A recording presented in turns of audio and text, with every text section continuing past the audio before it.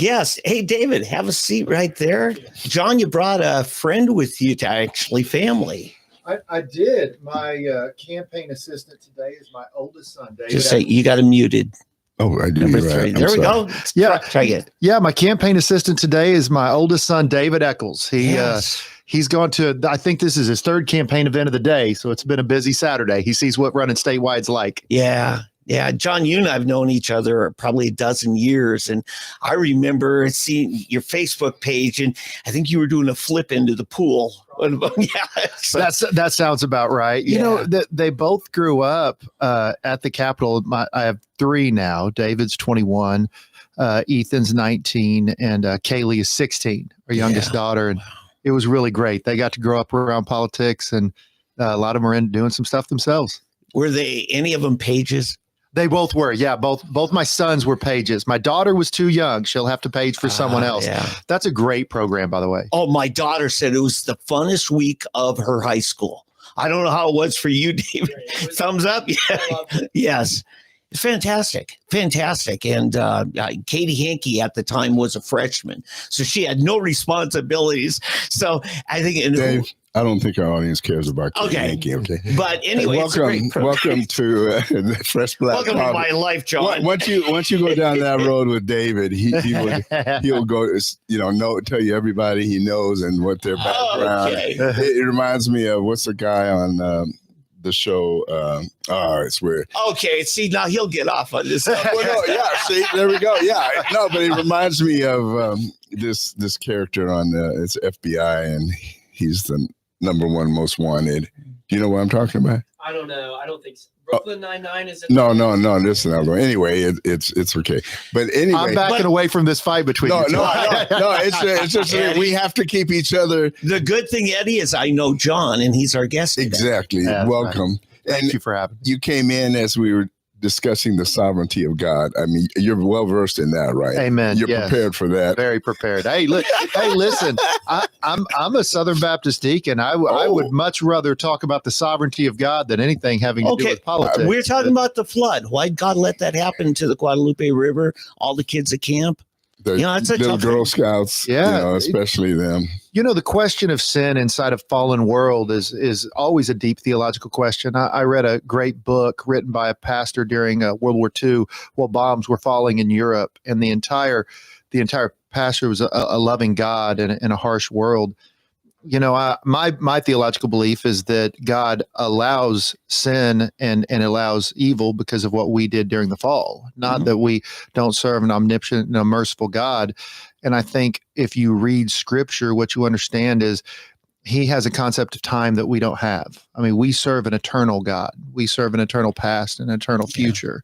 And it's sad, and we need to look for him in those. But I personally don't believe God causes suffering. I think it's a function of decisions we've made inside the world.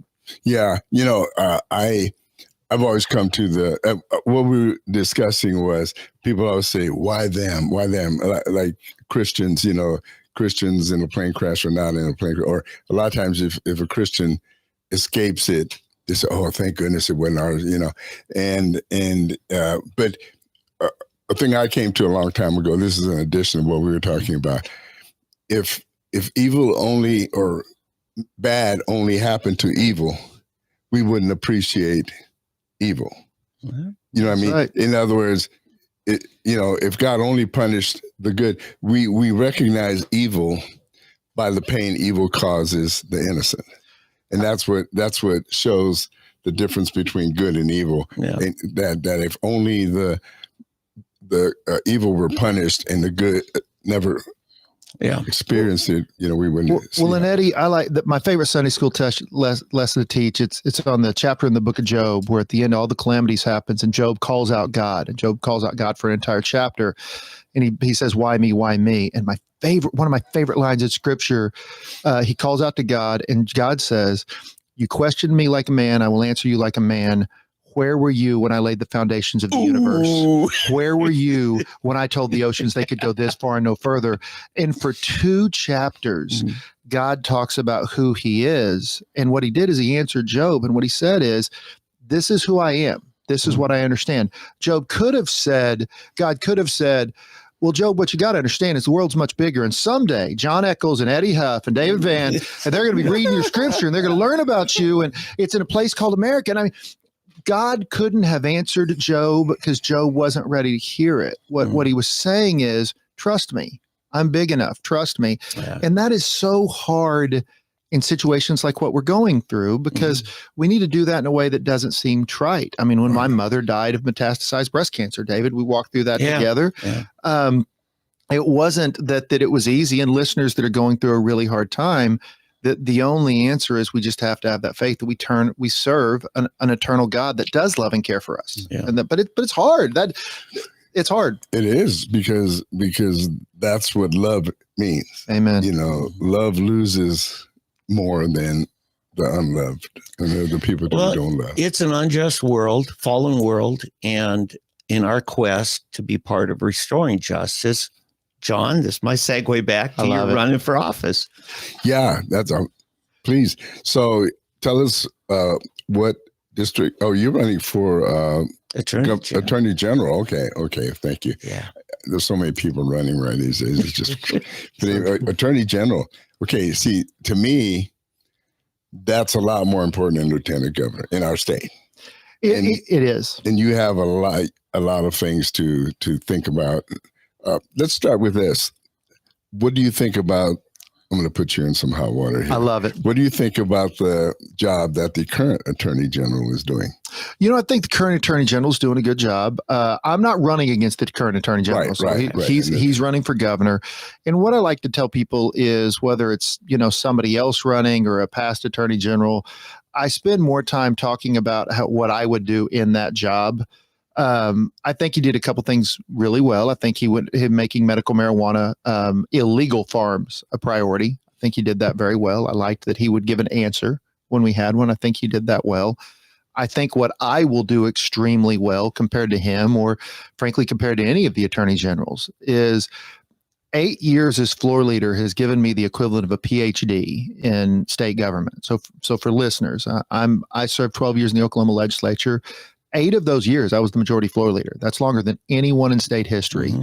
What that means is, to put it bluntly, I know where the bodies are buried. I know what the state agencies do in order to misspend your tax dollars. And we can get into that with the Department of Mental Health. Oh, boy, the other things we'll do. Yeah. Yeah. And what I think I will do, not just compared to General Drummond, but any of the past attorney generals, I have more experience in making sure we hold bureaucrats accountable than anyone else. And that's going to be a real emphasis, along with some other emphasis. I'm going to continue that. I'm going to emphasize fentanyl and getting rid of the scourge that is fentanyl in Oklahoma. So that's where I think I really have a strong background to do the job. Yeah. It takes on the personality. The office does. I mean, O'Connor, much different in personality than Drummond. I don't know that their positions were that different, really, but the way they carried out. And that's the interesting thing for me. John. And to be clear, John O'Connor was a great attorney general. I thought he was. Yeah. The thing for me, when I first met you, in fact, I was in the halls there and talking to a guy about a bill I was hoping made it through that, the first deadline, get out of the house. And I asked, I think it was Woods was his name. I said, did your bill make it? And he says, no. And this other guy comes over. He says, I saw it wasn't going to, so I had it amended, added to my bill, and I got mine passed. And that was Charles McCall. Yeah. I knew Charles knew how to get things done. Yeah. And then I saw you guys build a team. And I remember some of the people who would be so frustrated, especially those hard years when we didn't have the money. Oh, so hard. It was hard on you. And even the people who were most frustrated, I would ask them, well, what do you think of, Echols? I'm getting to know him. That he says, I've never met a truly nicer guy. Okay. Who literally, he said, I've watched freshmen in there promise a constituent something and they couldn't deliver. And they're like, what do I do? And he says, and I heard John Echols said, blame me. Tell him I didn't get it done. He said, that doesn't happen. Thank you. So I just, and these are people who had frustrations with you on different issues. Oh yeah. But so aside from your public service, you've also built some companies, and one that's serving a really big need in the jails. Yeah. So my background is very diverse that I bring to this in addition to public service, but I do public service because I'm a lifelong Oklahoman that loves this state. Yeah. Not because we need to. I mean, we still have the land run up in Okeen that my great, you have to count on my head, great grandfather got in the Cherokee outlets. We're lifelong Oklahomans. In addition to practicing law, about 12, golly, I'm older than I wish I was. About 18 years ago, I started my first healthcare company. So I've owned a medical staffing company, a home health company. I've owned a sitter companion company. I've owned a permanent placement company. And then I started a company that got pretty large, 15 states, 150 clients, over 1,000 employees. It does healthcare in jails. Yeah. So including here in Tulsa County. And what it does is takes care of a very necessary population. It gives me a unique perspective on healthcare that I have found there isn't another attorney general in the country that has really the healthcare background. And there's certainly nobody running that has my job creation background that has created the number of jobs, created the number of businesses that I have. Well, what happened, we were managed here in Tulsa County by Armor out of Florida, I believe. And it's sad. One of Eddie's clients, the Williams family, they lost their son there, the Elliot Williams case. And fortunately, someone you believed in early and helped him, he became sheriff, Vic Regalado. And he and the jail board that chose us said, let's give this in-state company a try. That's right. I think they kind of had to amend some of their rules to even let you bid on it. Oh yeah. To even let an in-state company publicly bid. It is amazing the corruption though that goes on in the government. I'm so proud of Tulsa County for changing that. The out-of-state boys had rigged it. And that's why we got to be careful, by the way, of people coming in from out of state trying to change Oklahoma. I love that we're top 10 in the nation in growth. That's phenomenal. But be careful. Oh yeah, the big guys had rigged it so in-state companies couldn't even bid. Yeah, they couldn't even bid on the contract. So luckily they gave us a fair chance, and we actually signed Little Rock, Arkansas. I'm sorry, Sheriff Regalado. He wants to think he was our very first large contract. We actually got Little Rock like 2 days before. But still, you called me. We were talking mental health. We did. And you just reached out to me. And I said, yeah, I'm with this advocacy group called NAMI. And you were like, wait a minute, you're with NAMI. He says, John said, I'm bidding on this. And I remember I said, can you come to our NAMI meeting? I had Kathy Costello speaking. Yep, she's phenomenal. And you literally moved. I think your wife was with, says, honey, we're going to detour through Tulsa. I'm going to be at a NAMI meeting. And you've done so much there. The most important thing to me was the things you did after you got the contract at your own price. You put in a direct line. Eddie, if you got a family that says, hey, Tom is back in jail. If he doesn't get his heart medicine tonight, he'll probably not make it. It was this phone to get directly to the health desk to your people. Did that. I had a little, Mexican gal who ended up in the Wagner County jail. And then when they let her out, they cut her off cold turkey, off Prozac that I moved to get. And so you did something. You said, anybody leaves here, we give them a 5-day script. And I don't think that was in your contract originally. It's not. And we still do it. Yeah. And then my doctor said, why don't they subscribe to My Health so that they don't reinvent every wheel? And you evidently said that saved you money. It did. We did. That was a great time in the company because we were really building it. I mean, that was when we were expanding, and now the company's gotten so big. I'm not as involved as I was at the day to day. But what we were built on is this concept that these are people that deserve respect, that deserve great quality health care, and that you do the right thing for Oklahomans. And with 1,000 employees, are there some knuckleheads that do some stuff they shouldn't do sometimes? Yes. I mean, there's absolutely no doubt. There's no doubt. But the growth of that company, David, was that. I remember the trip. I was coming home from a vacation, I think, to the Precious Moments Museum with my daughter. Sure. And we literally detoured so we could go to NAMI. I care so much about mental health. I care so much about helping that population. one of the reasons I want to attorney general is some of the problems we have with mental health right now that's going on. But we were real honored to get to do that. And the company since then has just exploded. Yeah. It really has. You let me do an interim study, put together one. I got a Democrat Republican to play nice and do that, and now we've got some new mental hospitals about to go online. You said that was going to be the hardest thing, is getting the capital money. That's right. So, and as a matter of fact, that tours right in as a legislator. I created, obviously, LOFT, the Legislative Office of Fiscal Transparency, which was DOJ before DOJ. mm-hmm. We do it on the state level. It makes sure your taxpayer dollars are spent right. Mm-hmm. You and I worked closely together, and I worked really hard to get the new mental health hospital. One of the last legislative meetings I ever was at was grilling the old mental health director, the one who's been fired since then. Hodges? No, after Hodges. Oh, the yes. one that just got fired. Just recent, yeah, because they still have not sold the Griffin land, which is so frustrating because we need that to be done, and they hadn't taken the steps necessary to do it. Yeah. But we desperately need to replace Griffin with a new mental health hospital. If you're listening to this right now, you've seen the explosion of the homeless population in Oklahoma City and Tulsa. I just did a whole Southwest Oklahoma tour in Lawton. We need more places other than jails to put our homeless, and certainly not in tent cities on the street. We had one in the show here last week. Your friend, Chance Tinker. Yeah, that's right. That's right. Chance is an enigma, and he speaks very highly. Listen, I do like Chance. One of the things you said, which I appreciate, is I'm a fighter. I mean, everyone's seen me on the floor. I'm a fighter, but I try to be kind. Yes, you do. And we got more spiritual. I normally do on the campaign trail, but that's because I believe when the Apostle Paul says, though I speak with the tongue of men and angels, if I have not love, my voice is like a clanging gong.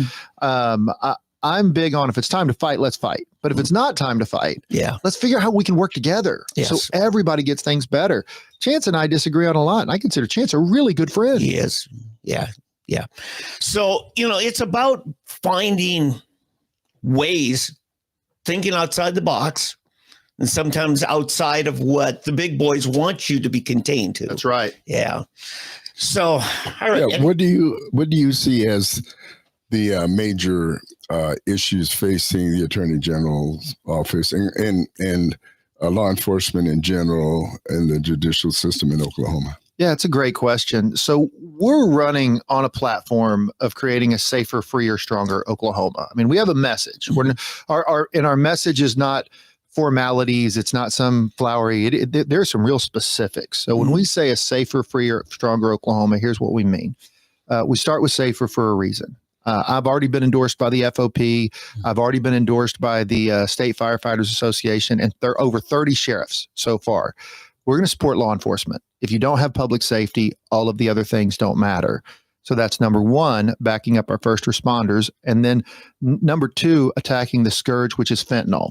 You said earlier, each person is of their time. I mean, I think each general had something really good that they did.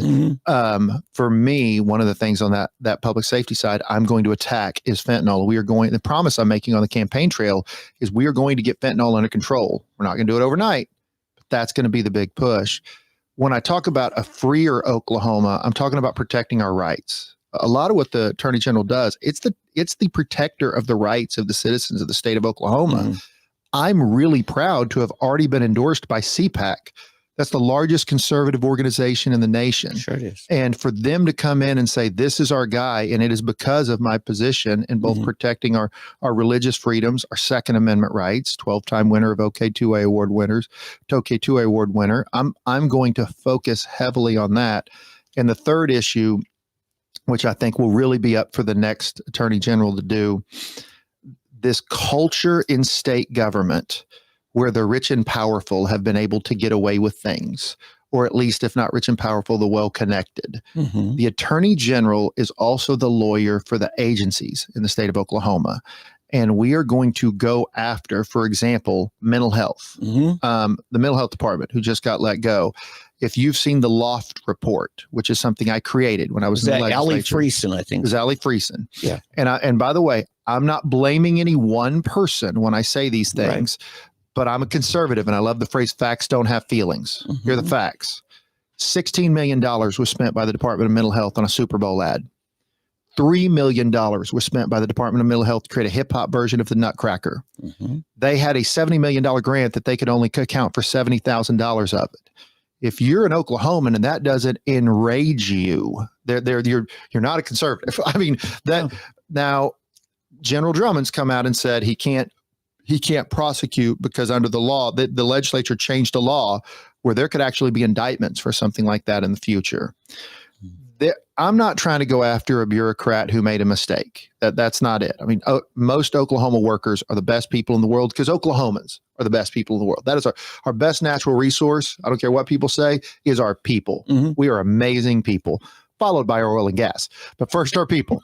But what we have to do, and that's what I see, Eddie, to answer that question directly with all three, what I'm going to really emphasize is making sure the law is followed by our agencies, that they are following, whether it's DHS, whether it's Department of Mental Health, whatever it is, that the will of the people as expressed through the legislature is implemented. Okay, but when a citizen of the state has to sue an agency, you kind of have to represent the agency. Absolutely. So now when we talk, it depends on why they're suing. So one of the things I'm running on, they would say it depends. Open records is something that is a huge deal to me. Yeah. I'm an award winner by Freedom of Information Oklahoma. That's very rare that someone in legislative leadership wins that award. And it's because of my strong stance for free and open records. I'm going to want to, and in fairness, General Drummond, by the way, when I talk about what I want to do, I'm talking about what I want to do, not comparing. He has created and made some strides in that. I want to do that even more. I'm going to try to push forth legislation and suggest legislation that puts time frames on how long agencies have to respond. Someone would say, you were in the legislature, why didn't you do that? I did. I passed it out of the House. I just couldn't get it out of the Senate. So I'm going to do my best. Yeah. So I may be the one going after agencies if they're not respecting the rights of the citizens and moving forward, for example, with open records. Yeah. Now, if an agency is unjustly attacked, or for example, if the state of Oklahoma is sued to enforce one of our laws by many of these liberal out-of-state organizations or far left animal rights organizations or these other far left organizations that are going to sue our laws. Absolutely. I'm going to defend the state. Well, a lot of times they are suing to change the law. That's right? exactly right. Yeah. That's exactly right. Or if somebody's coming in, I mean, I would lead the way as Attorney General challenging, for example, the open primary system. I mean, that state question that's about to go on the ballot. I think that's a horrific idea. Sure is. If the voters vote for it, I'll support it. But if the voters vote for it, I'll do my job and I'll apply the law. I still won't support it. It's a bad idea. See, that's interesting. John, you and I talked way before 788 came about. You were already trying to expand into industrial hemp, CBD oil. And in fact, I think you authored a bill on CBD way back there. Katie and Cayman's law. Yeah, absolutely. I thought it was going to cost me my political career. I thought that it was going to end up being one of the more popular things I did. I was, because in 788, I got behind that for the veterans with PTSD, like my dad who was on benzos from the VA. I knew there had to be better ways. And I thought I was like, there goes my political life, too. So, but there's sometimes you just say, no, I have to do this. Because it's the right thing to do. What I say on all of that, too, and as you know, I mean, I worked to implement the will of the people. I went on TV and said that the night it passed, that's what the people voted for.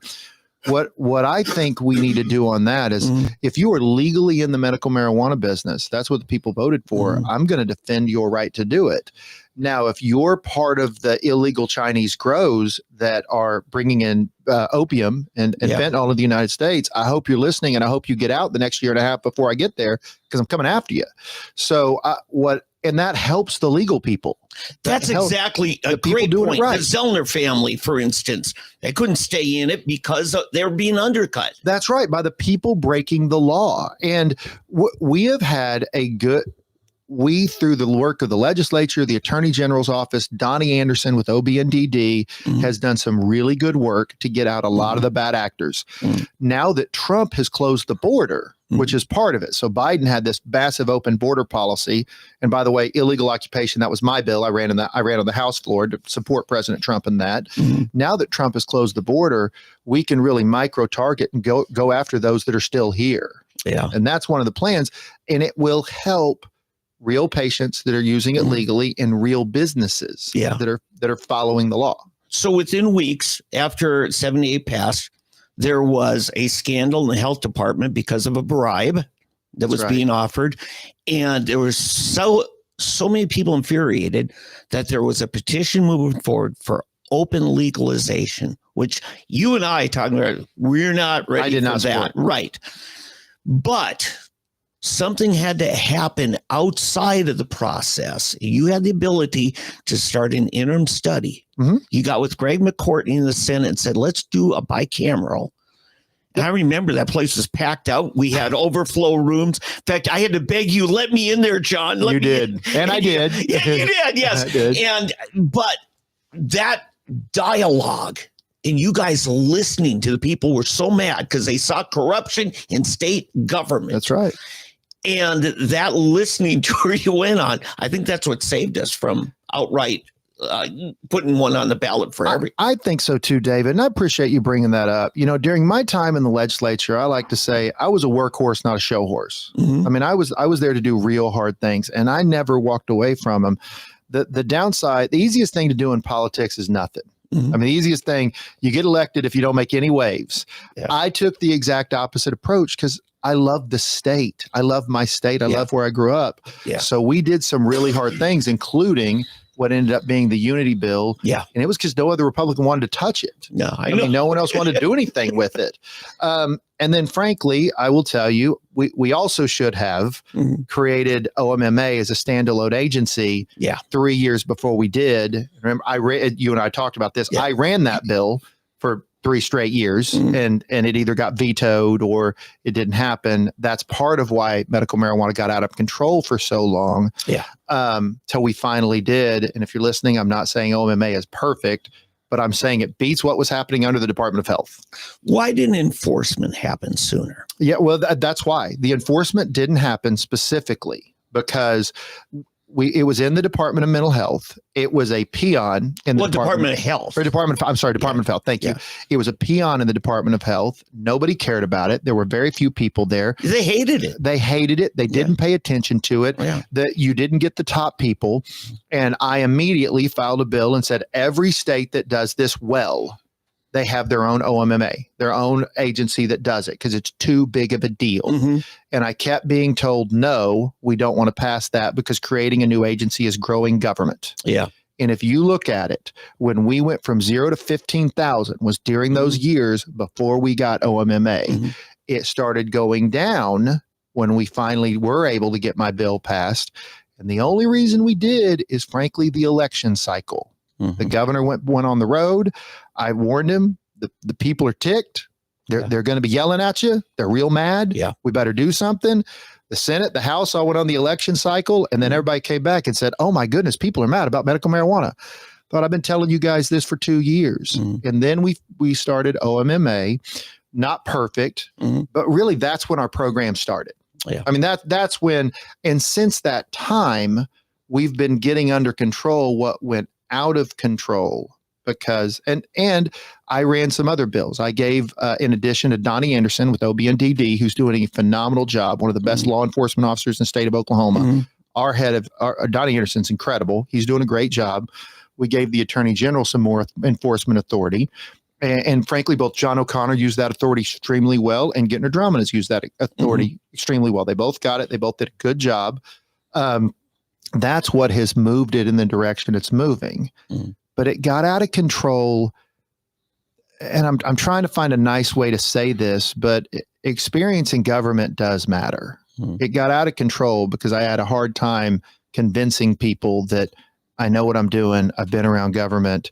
You're not growing government by regulating what the citizens want us to help regulate. Sure. And that's why it's been so much. Yeah, popular. Chip Paul told me, he says, when I wrote this thing, we didn't have the manifest scandals with the health department. Yeah. You know, he said, we never would have done that if I'd known. Yeah. Even the authors were saying that was part that was weird.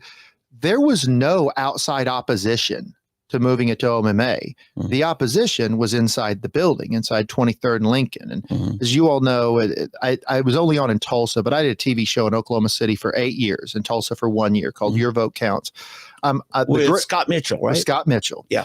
The good news is it's great for my name ID. Yes. But I'm also an old high school football coach. That means there's 8 years worth of tape. So if you want to know what I have to say, it is all on there. Yeah, it is. Yeah. And I'm like I am on here. I don't hold back. Eddie ran for city council. Yeah. Every podcast episode got scoured here. Listen, Eddie, I Only the listened. bad ones. I listened to you for years on conservative radio. Okay, you had a lot to do with my framing my thinking, Oh wow. for good and for bad. Oh yeah, that's what I was going to say. I hope it was the good part. Hey, let me change it a little bit. Private schools. General Drummond has, I guess, come down against the Catholic schools. Oh, charter schools, Yeah, Catholic charter schools. Okay. Right. Yeah, not right. not right. private schools. As receiving state funding, those Right. that receive state funding. What is your opinion on that? On setting up, on the private schools being affiliated with a denomination? Well, Eddie, you got to say charter schools. They're not private. Well, that's true. I'm sorry. Yeah, Private they're charter charter school. school. Thank you. I'm in favor of St. Isidore. I mean, I supported St. Isidore. But again, I'm just giving my opinion on that. Mhm. But I wrote a brief in favor of St. Isidore. I think we should have done it. Yeah, I mean, because to me, there's a big stink in Dallas Mm-hmm. because the Islamic school, Mhm. they're wanting to set up actually a whole community Yeah. under Sharia law or whatever, which is totally overboard. But That's right. There's a difference. it would be like the Catholic Church wanting to set up a community that is run under. Well, the The- Zion, Illinois ruling from a century ago outside of Chicago, it was a Pentecostal preacher, if I remember right. So you had to be a Christian to live in Zion, Illinois. Yeah. U.S. Supreme Court struck that down. Yeah. So, I mean, it's not even gonna, it's not even questionable. Right. But Wait, let me continue. you were setting up. Yeah, thank you. Because here's the deal. If you're giving the basics, reading, writing, arithmetic, the essentials, those I think there needs to be a standard set. I think we all agree with that of what is being taught. In other words, they're not teaching catechism, 5 hours and then 2 or 4 hours and then 2 hours of actual academics. And I know there's a fear with an Islamic school, they'll be teaching the Quran all day and then throw a little civics in there or whatever. But so I'm not afraid of having an Islamic school, Hindu, Buddhist, whatever, as well as Christian, as long as the essentials remain the essentials. So that's the way I think that's what true freedom is. It's not saying we want to keep church totally out of the public domain. We just want to be sure that it doesn't override the Constitution and civic law. Yeah, my view is the best government is the government closest to the people. That means I think the state's better than the feds. Mhm. That means I think the county's better than the state. I think oftentimes the city's better than the county, and that means I believe the family's better than everybody. Mhm. I mean, I think God gave children to their parents, Mhm. and at the end of the day, that absent abuse, neglect. I mean, okay, we have to, because every time you say that, somebody will take the extremes. So let's absent abuse and neglect. I think what you're really talking about, Eddie, as long as we have that set standard, we let parents decide. Exactly. Right. The state of Oklahoma has an interest in my children doing well, Mhm. but they don't love them like I do. Mhm. I mean, and that is where I come down on the side of a funded education system that is robustly funded, of teachers that are respected and that are taught. That's why during my time as floor leader, we put more money in public education in 6 years than the previous 25 years combined. But I also think at the end of the day, we should let parents teach their kids. We should give them that authority. That used to be what Western society stood for. Well, we have a GI Bill for guys leaving veteran military service to go to whatever college they want. Notre Dame got That's right. a lot of those guys, right? George H.W. Bush back in 91 said, I believe in a GI Bill for kids. Let the money follow the kids. And almost like we do with our Pell Grants, you can spend it whatever that meets certain criteria. You, I think, helped get the parental choice tax credit. Did. That was one of your last sessions. And I'm hugely in favor of it. I got 6 grandkids now in private school because of that. And they wouldn't have. They just couldn't afford it. Mm-hmm.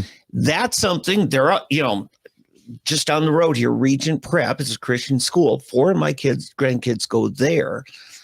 Now, they're getting a religious education and the court. And we don't have a problem with it. So somehow between St. Isidore and Regent, it's just how we structure it. And what's so great about the Parental Choice Act is we didn't take any money from public education to do that. Mm-hmm. I mean, the money came in the form of a refundable tax credit as opposed to coming out of the funding formula. Man, what I'm so proud of is what we did during our time in the legislature is we empowered parents past what was the best school choice program in the nation when it was passed. Yeah. And at the same time, put more money in public education while cutting taxes because conservative policies work. Right. Because conservatives have to be willing to own these hard issues and say, we have solutions on healthcare. We have solutions on education. Yeah, but when you first got there, a public school like Memorial Middle School, just 2 blocks down here, if this year's enrollment is down, they could just submit last year or the year before. Correct. Now you clean that up some. I still don't think it's where it should be, but it's better. Yeah. It's the go student problem. That is. We moved from a 3-year look back to a 2-year look back, and while at the same time did open transfer. So we did both of those together, which were a big deal. What we said was, instead of looking back 3 years, we got it to 2. I would prefer what Texas does, but I'm an incrementalist. You give me an offer and it's better than what I got, I'll probably take it. At least we're moving the football. We're moving the football. Yeah. And then at the same time, we opened up open transfer, which is a great deal. Huge. Which said you can go to any public school system you want. I mean, if you want to go in, I think there's some things in open transfer because you got to negotiate. So we let schools put caps on what they should do. I think most schools are operating correctly. I think some are using caps in a way they shouldn't. Mm-hmm. And I think as conservatives, we can call it out. They're rich schools using caps to keep poor kids out. Mm-hmm. And I don't think we should do that. I don't think we should have a caste school system. Right. I think that public schools should be for whichever kid and parent decides they want their kid to get there, because that's what some parents want. Now, let me say, Tammy West argued that on the floor, and one of the brilliant things she got in, she was education committee chair, was it's first come, first serve, not, well, there might be a good quarterback coming. Let's hold off one, right? And it was Rhonda Baker, and yes, she did. Rhonda, she did a great job. Rhonda. And coming from Rhonda Baker, it was incredibly impressive because number one, she was a teacher. Yes. Number two, her husband's a great coach. Yeah. I mean, her husband is a phenomenal coach. She was a good coach too, but is a great teacher. What we were able to accomplish by by showing the way that the conservatives have the right ideas. Mm-hmm. And let's juxtapose my first year as floor leader versus when we left. The worst budget crisis in the history of the state of Oklahoma. Mm-hmm. I mean, one of the worst budget crises in the history of the state. 4-day school weeks, nothing but Oklahoma was a declining revenue state and a declining population state. Now let's move to where we are now. We have grown the economy by almost double when you look at the appropriatable budget. The appropriatable budget, what back then was about $6 billion, and they were using tricks to get to the $6 billion. Oh, you're stealing highway road funds from counties. That's exactly right. Now the appropriated budget is $13 billion, and we were only appropriating, and we don't do a good enough job bragging on the legislature saying we're doing. We're only appropriating about 89% of the amount of money we could appropriate. When's the last time you heard a politician say, "I don't want to spend your money"? What about the other 11? What is that? Rainy day? It goes into either rainy day funds, one-time funds, or we created a legacy fund to help even out these dips. Exactly. Here's what we know looking back. If we would have had $3.5 billion in reserves, we could have smoothed out the worst dip in the history of the state of Oklahoma. Yeah. And now we have more than that. and we cut your taxes, and we cut your income tax, your corporate income tax, and got rid of the state section of your tax on groceries. Yeah. All of that because now we inherited a mess. I'll admit it. We inherited a mess. It was. But we had a long-term vision. And when you see that vision play out, Oklahoma is the center of good things can happen. So you give Governor Stitt high marks on that budget stuff, would you? Or I mean, the legislature has more to do with the budget than Governor Stitt. I mean, just to be he blunt. found that out when he got over it in his second year. but here's what I would do. You're going to find I'm an overall pretty positive guy. I think Governor Stitt has done a really good job setting a vision inside Oklahoma. I think he's done a good job trying to point the direction where he wants to go. And I love some of the conservative policies he's led on tax cuts. I've been right there with him. He's led on school choice, and I've been right there with him. Those are some things that wouldn't have happened absent some leadership. It took everybody, and he was willing to do the hard things. Well, his first bill he signed, I think, was our Second Amendment rights, wasn't it? Well, his very first bill was authored by a young floor leader named me, John Echols, right. which I'm super proud of. It was constitutional carry. That's so the very first bill Governor Stitt signed, I was talking to the OK2A group before I came up here today. Yeah. His very first bill was constitutional carry. He campaigned on it, and what a stud on this part. I mean, what a stud. Not only that, the background is there. I passed that out of the House. It was the first bill we passed out of the House. We passed it right away. We got it to him. Then Kim David, who's now corporation commissioner, was the author in the Senate, who was leader at the time, majority leader. So you had two majority leaders on the name. She took it out of time. So she didn't wait to the normal 6 weeks. Governor Stitt signed it right away. Remember that. It was a breath of fresh air. And that was a bill that was vetoed by the governor right before. Yes. I'm super proud. As a matter of fact, I'm so proud. Soon I'll be announcing the NRA is about to give me an award for my work with, I'll issue a press release soon for my work passing constitutional carry. Yeah. That's of the bills I list. That's one of the ones I'm most proud of. Yeah. Now, Nathan Dahman said, technically we have to call it permitless carry. There's some little nuance there. I love Senator Dom. I get it because he actually had a really good bill at the same time. Yeah. And there are other heroes, by the way. Senator Dom, that doesn't happen without Senator Dom. Now, and that doesn't happen without Representative Kevin West on the House side. So, I mean, there's so many people. That doesn't happen without OK2A in the NRA. I mean, that was the speech I gave OK2A when I was talking the new people, the history they have.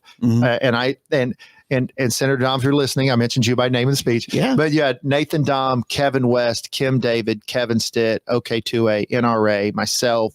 It takes a group, and it took a group of people that were more concerned about getting the bill right and getting it done than were concerned about who got credit. Right. I mean, everybody else stood up and said, nobody there, and I'm going to give the governor this credit too.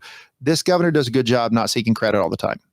He does a good job of saying, hey, I want good things to happen for the state of Oklahoma. Yeah. Yeah. Now, a lot of the big corporations he tried to wine and dine get here didn't work out so well. You know, as Attorney General, my job will be to influence, to push the law and enforce the law. Yeah. I think we need to stop whining, dining out of state corporations, and we need to spend our money on Oklahomans. One of the things we're running on is Oklahomans have all the talent we need right here. We don't need to be asking for out-of-state people, out-of-country people to try to wine and dine the Oklahomans that are here right now, the good small businesses, medium-sized businesses. Those are the people we want to help, and we need to be careful of these constant push to get these out-of-state people, whether people, corporations, that may not share our values. Well, if you do land them, you might lose them 10 years later to somebody offering better. Well, especially if you're buying them. Yes. I mean, if you're just buying them, you're taking somebody in. And I think what we need to be doing on our economic development is focusing on our homegrown people. Yeah. And that, again, fifth generation lifelong Oklahoman. I'm not going anywhere. My family's not going anywhere. Okay, let's talk about tribes. Yeah. We got the McGirt ruling. Last time I visited you over breakfast, it was, I said, my big thing is the 14th Amendment, equal protection under the law. That's U.S. Constitution. And if McGirt's going to butt up against that and in some ways go sideways, McGirt's got to change so it fits the 14th Amendment. Yeah, and what I told you again, anyone that promises you they're going to get rid of the McGirt ruling is pandering. Like that. Just I can't be any more clear. I mean, anyone that says the United States Supreme Court decided McGirt and Mark Wayne Mullen tried to invite the justice that wrote the opinion to come see what happened in McGirt, and he talked about it on TV. Not only did the justice not want to come, he was mad. McGirt's not going away. What we've got to find a way to do as a state of Oklahoma is to work within it. Yeah. And the answer, in my opinion, is more compacts, less lawsuits. Now, if there has to be lawsuits, there has to be lawsuits. If we got to fight, we got to fight. Yeah. But, and we can't give up Oklahoma sovereignty. We can't give up things like Native Americans don't pay taxes while everyone else does. But the constant fighting, I don't think, is helping anybody. Right. So we've got to find a way to cut deals with our tribal partners. As long as justice looks the same, I really don't care which court it's in, as long as the justice is delivered right. And that's what you hit. Everyone wants their day in court, and every victim, and that, again, law enforcement's choice. I mean, there is no doubt. No matter who gets in the race, I am the law enforcement candidate. I mean, endorsed by the FOP. I'll be endorsed by the vast majority of the sheriffs by the time we're done. Lifetime Legacy Award winner with the Sheriff's Association. I have the credentials. What I want to do is stand up for victims.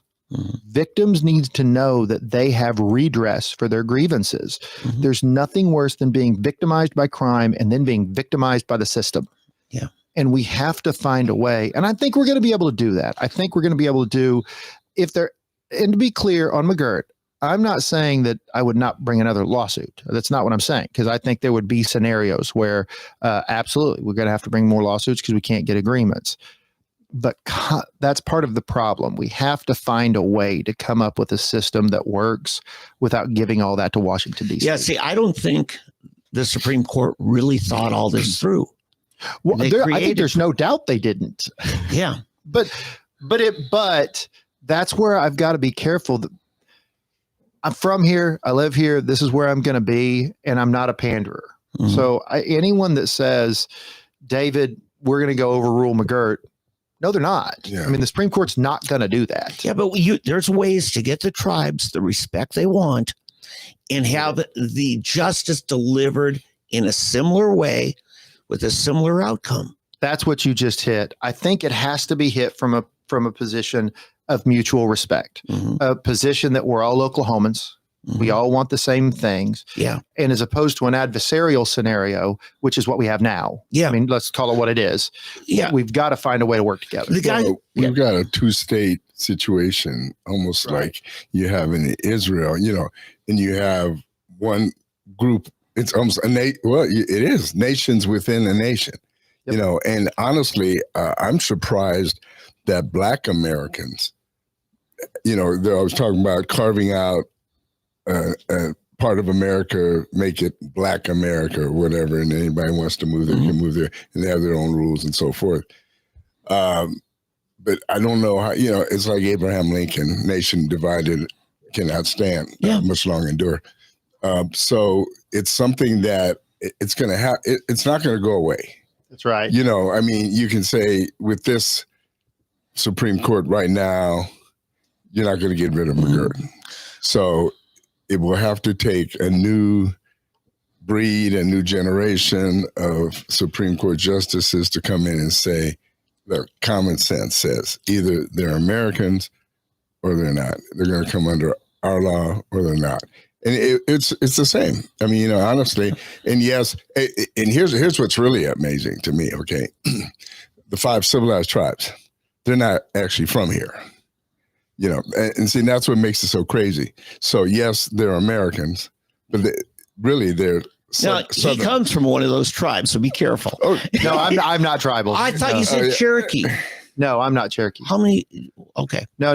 We're in the Cherokee Outlet, which was the name of the land run in Northwest Oklahoma. Okay. Yeah. Big difference. Yeah. Okay. To be honest with you, it's kind of the other direction. Cherokee Casino. Yeah. Outlet and casino. Yeah. No, but listen, sometimes I take the position, I'm very much in favor of Native Americans, okay?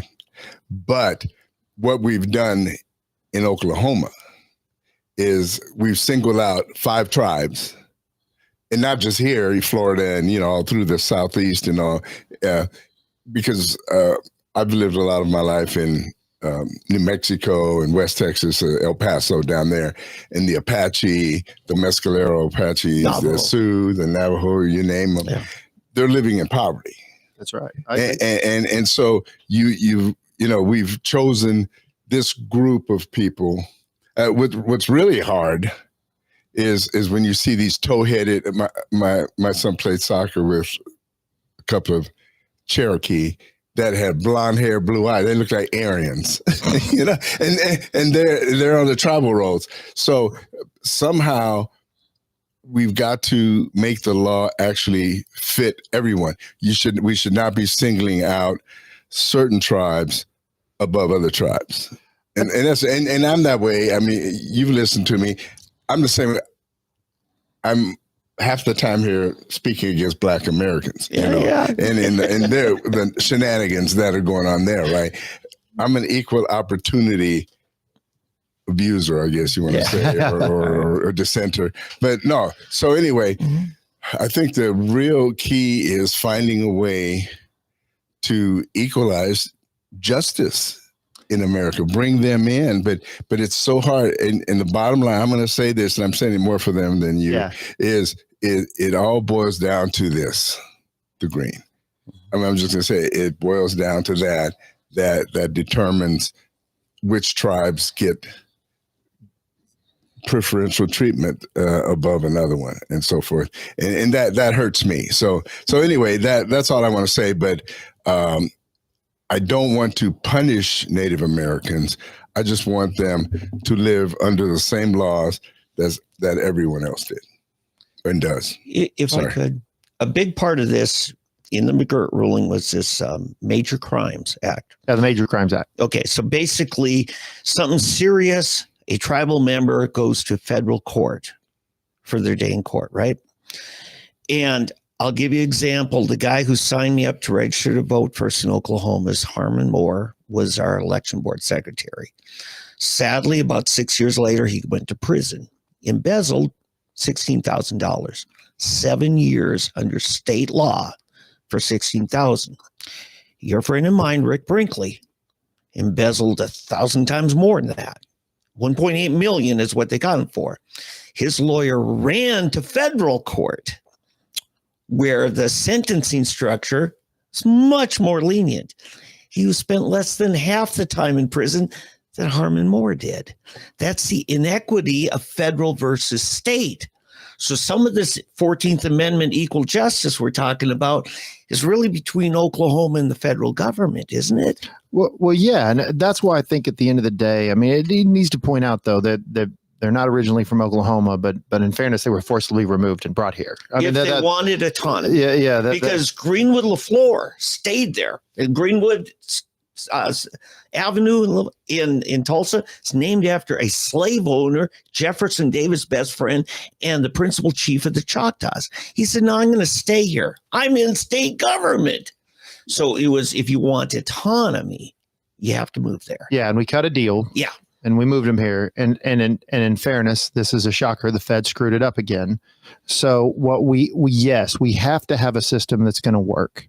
Mm-hmm. Right now, the way we're trying to get a system that's going to work is banging our heads against the wall, having an adversarial relationship with the tribes, and doing as many lawsuits as we can, which is code for giving all of it to the same Supreme Court. Mm-hmm. So to be clear, I mean that what we're doing is if we're having an adversarial relationship, again, I've told you I tackle hard things, and I'm not known for telling people what they want to hear. The answer, in my opinion, on McGirt is yes, we have to get to the end result. What you said, we have to get to the end result. I think everyone agrees on that. I think the question that we have is, how do we get there? Mm-hmm. And what I want to tell people is, well, just the objective truth. Mm-hmm. I mean, the objective truth is you have two options. You find a ways to cut treaties with other Oklahomans who are neighbors, who are friends, who have been here, who you reason with, you treat with respect. You both talked about that. Mm-hmm.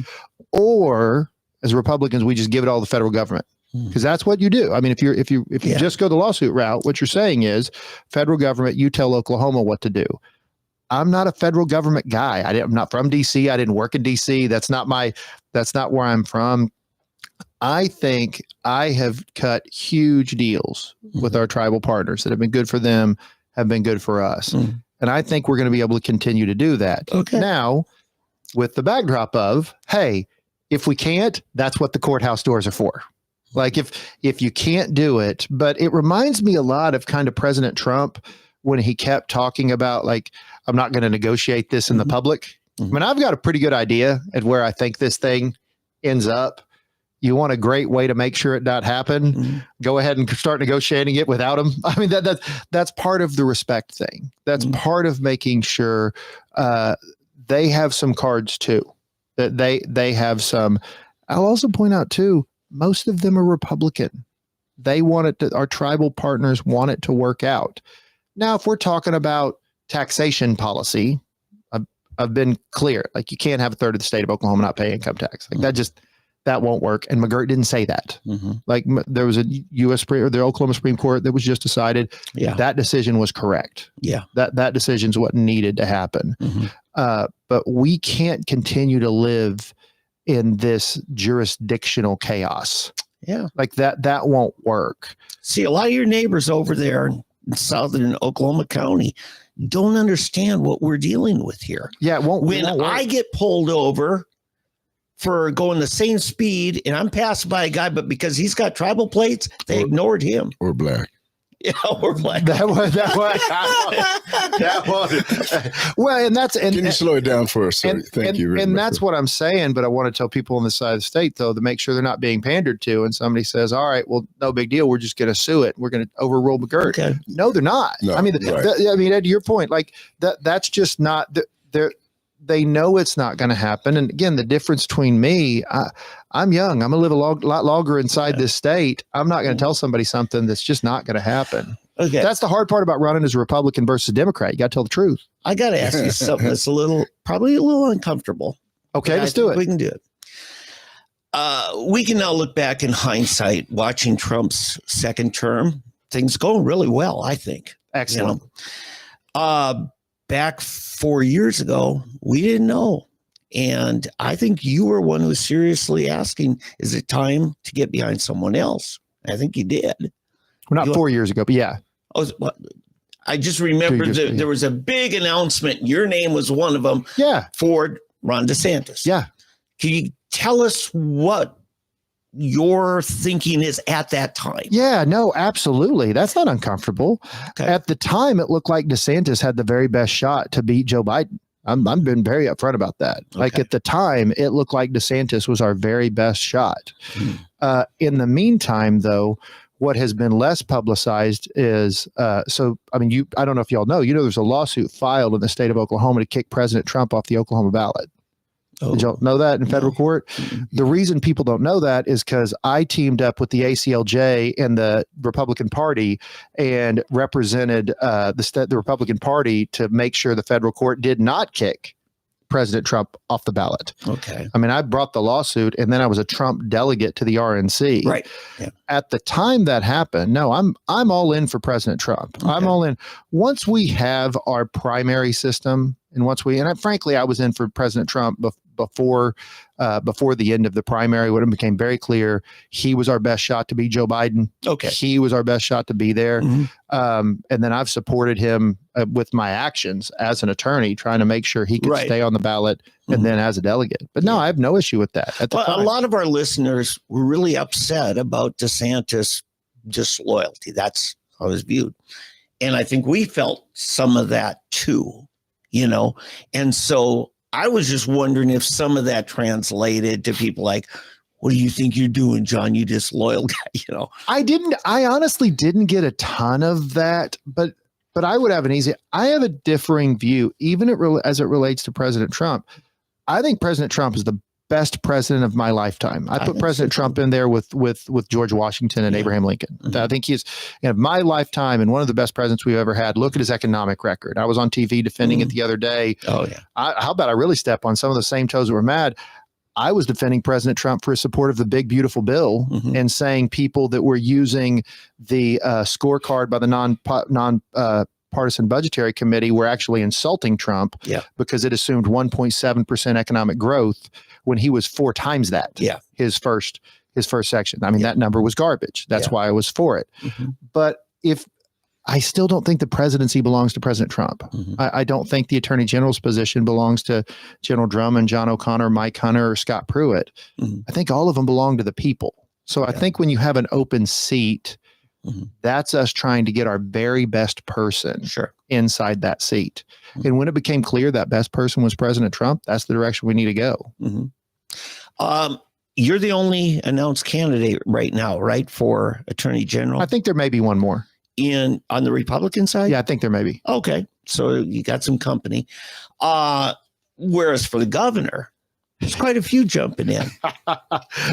There are a plethora and could be more. Now, you know a lot of them without endorse, because I don't think you want to endorse anybody. You stay out of that.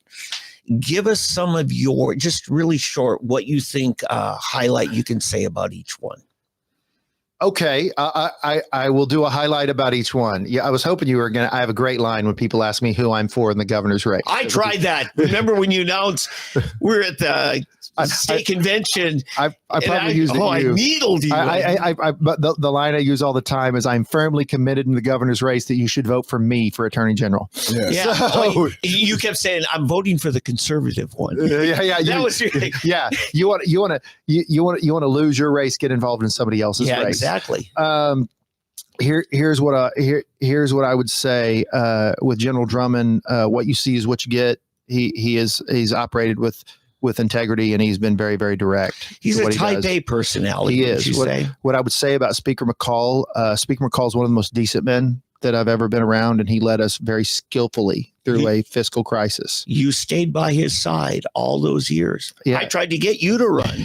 And you said, I am not going to back off of, I'm going to support him. Now, you're not going to get me to say anything more nice about the others than the others. So what I'd say I'd say Jake Merrick. I mean, when you're talking about Jake, what I like about Jake is he has been so open with the public, and what his platform, what he's been able to say has been really impressive. I think when you look at Mike Mazzei's economic platform, makes a lot of sense. He's saying some really smart things.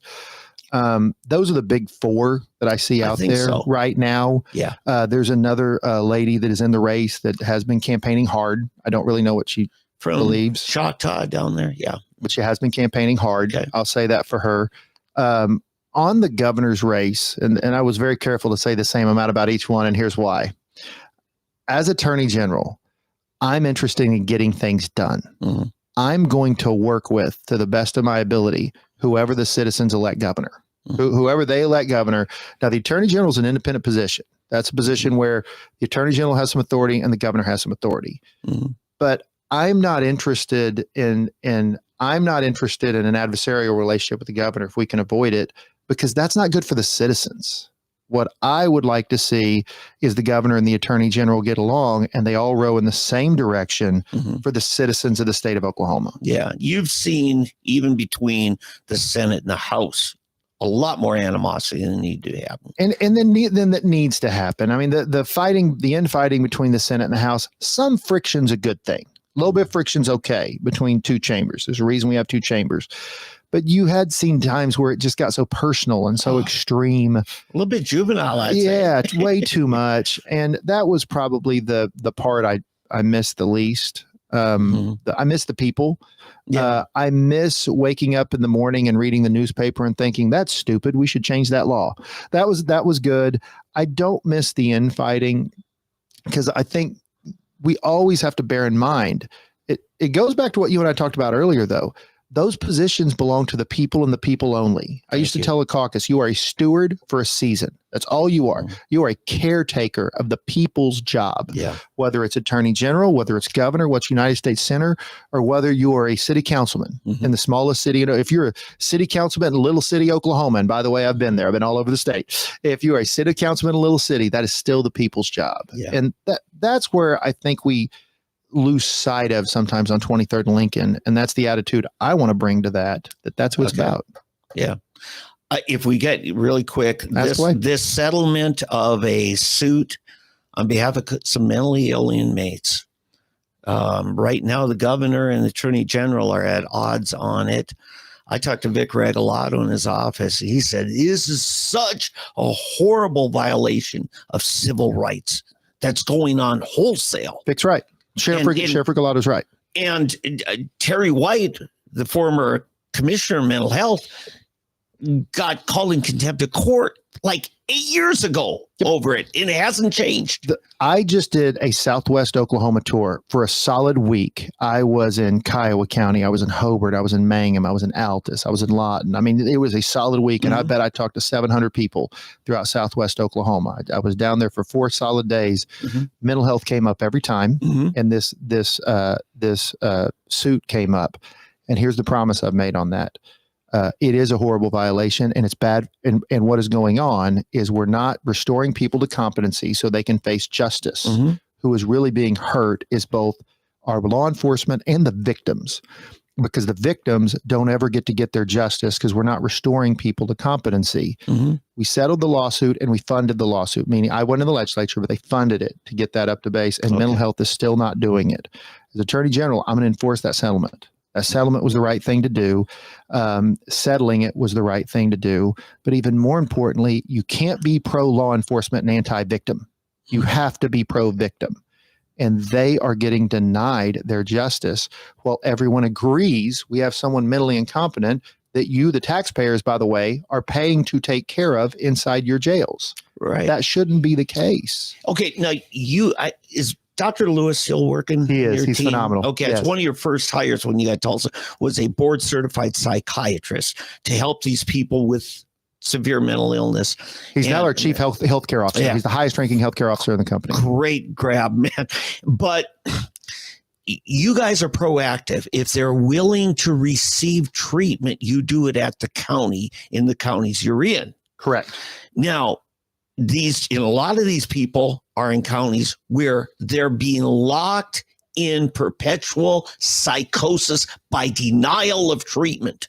And even on top of that, though, when we talk about restorative competency, these are not just people that need mental health treatment. These are lots of people walking through that need mental health treatment. We need to get rid of that stigma. You and I talk about that.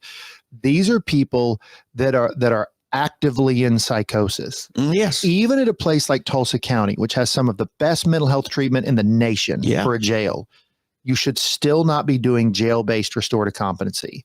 That's not the proper area. They need to be inside a healthcare system where you're restoring them to competency so they understand, okay, I need to take my mental health pills. Okay. I need to continue on my treatment. And that's the Veneta facility right now. And that's what and by the way, the state of Oklahoma has a duty to do that. They have a constitutional duty and they have a statutory duty.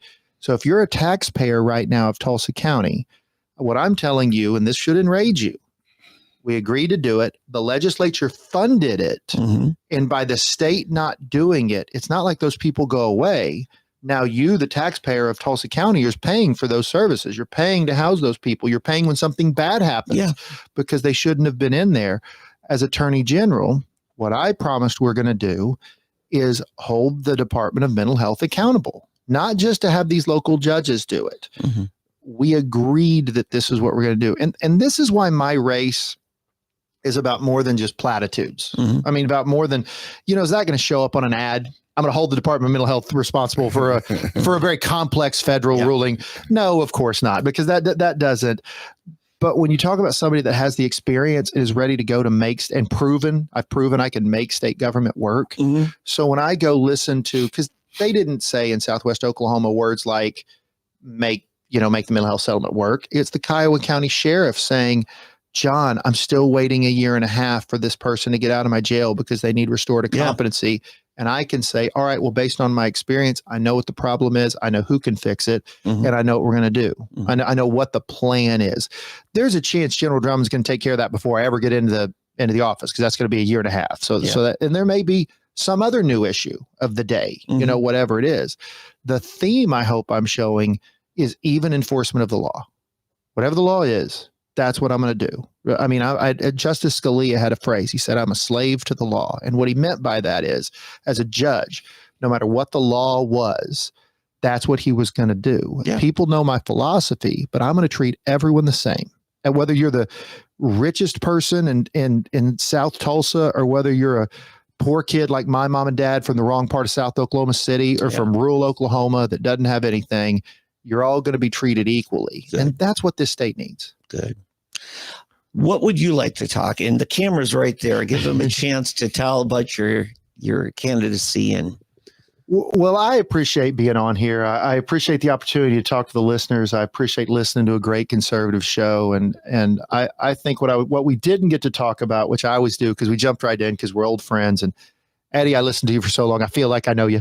But the other thing about me you should know is I'm married to my high school sweetheart of 24 years, Kristen Echols, who is the very best thing about me, and my 3 incredible kids that we talked about earlier. Mm-hmm. That's what gave me this passion to serve the state of Oklahoma and what we care about.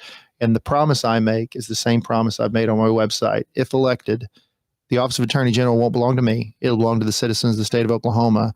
And I promise 3 very specific things. And I'm going to come back after I'm elected on this show and say what we're doing it. We are going to make a safer, freer, stronger Oklahoma. That sounds awesome. We will hold you to that. You got it, my friend. Yeah. Good. Yeah, we're going to take a break so you can unwire, and we'll get you on your way. Thank you so much, John.